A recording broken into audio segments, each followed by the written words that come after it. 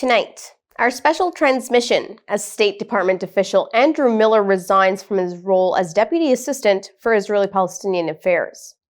Assalamu alaikum and good evening. This is Muslim News Canada on Muslim Network TV. I'm Zahra Sayed. Today is the 263rd day since the onset of Israel's war. In the past 2 days, Israeli strikes have killed 101 Palestinians.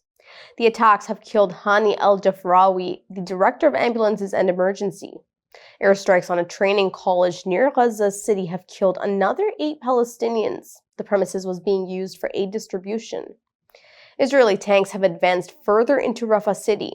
The Jordanian military says 2 of its soldiers have been killed in a humanitarian aid mission crash. Save the Children estimates 21,000 children are either missing or trapped under the rubble since the start of the war. 2 infants have died from malnutrition in northern Gaza. This brings the death toll from starvation to 31. Israeli raids in the West Bank have led to the arrest of at least 40 Palestinians. The prisoners include a legislator and a 12-year-old child. The death toll from Israel's war continues to mount at an alarming rate. At the time of writing, at least 37,598 Palestinians have been killed. A revised report by the United Nations estimates another 10,000 civilians are buried under the rubble. 86,032 have been injured. Israel stands accused of genocide at the International Court of Justice. The court has ordered Tel Aviv to immediately halt its military operations in Rafah.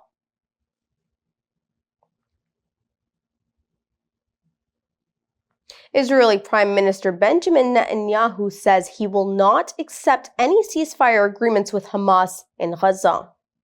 This comes as the United States is trying to broker a temporary ceasefire. Netanyahu says he is committed to eliminating Hamas and returning Israeli prisoners. He has outlined plans for military operations in Rafah and says the intense phase of fighting is nearly over, but the war will continue. Netanyahu has also rejected proposals for Palestinian Authority administration in Gaza. Instead, he has proposed a civilian administration that will work under Israeli officials.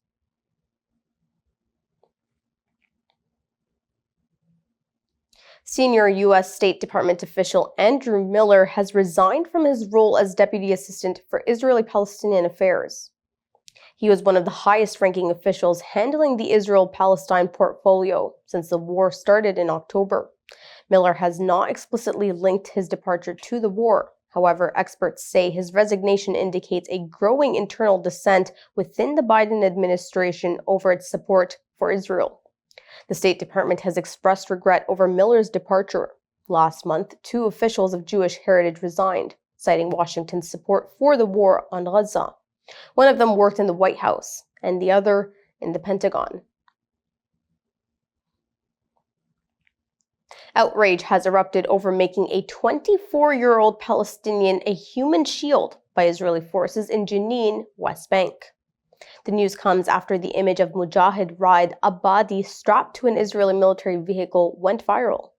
Israeli forces shot at and injured Abadi, and later tied him to the vehicle's bonnet. The Israeli military acknowledges a breach of protocol. It has promised an investigation into the incident. Abadi is now recovering in the hospital. He recounts being shot and mistreated before being tied to the jeep.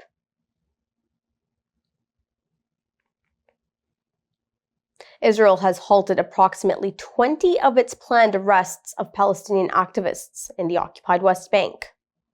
Israeli state media reports the army and security services have canceled the operations this week due to insufficient space.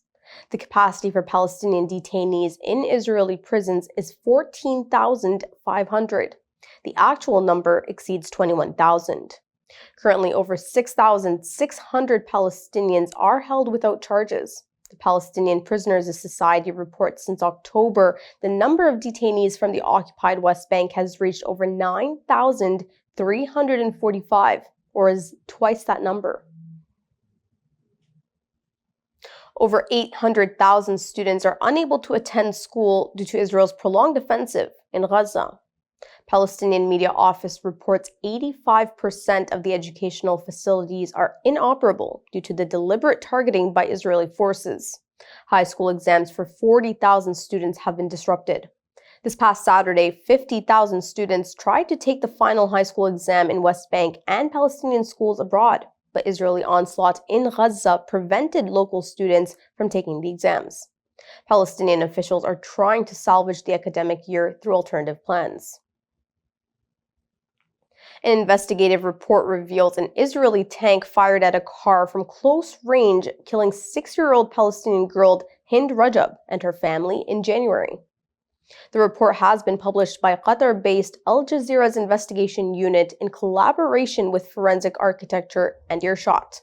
It reveals a tank was only meters away from the car when it was fired. The ambulance that was dispatched to aid the victims was also targeted, killing 2 paramedics. The investigation reveals the 6-year-old remained alive for hours amongst the bodies of her dead relatives awaiting rescuers. Rajab's mother says Rajab called for help. Her voice grew fainter towards the end of the phone call. Her mother also says Rajab told her she could not speak because her mouth was bleeding. Rajab's mother has recounted her daughter's final moments, anguished at the thought of not being able to reach her. The Israeli military has declined to comment. Earlier, the Israeli military claimed it was not present in the area. Canada is preparing to evacuate 45,000 citizens from Lebanon in anticipation of potential war between Israel and Hezbollah. Israeli Foreign Minister Israel Katz and Canadian counterpart Melanie Joly have reportedly discussed the situation. Joly has indicated Ottawa's intention to deploy military forces to help in the evacuation effort. The move follows heightened tensions along the Israel-Lebanon border. Thank you for watching. Our news is produced by Muslim Network TV, which is a not-for-profit organization. We need your support for donations. Please scan the QR code on our broadcast or visit muslimnetwork.tv to donate now, so we can continue to amplify the voices of Muslims in Canada and abroad. Assalamu alaikum.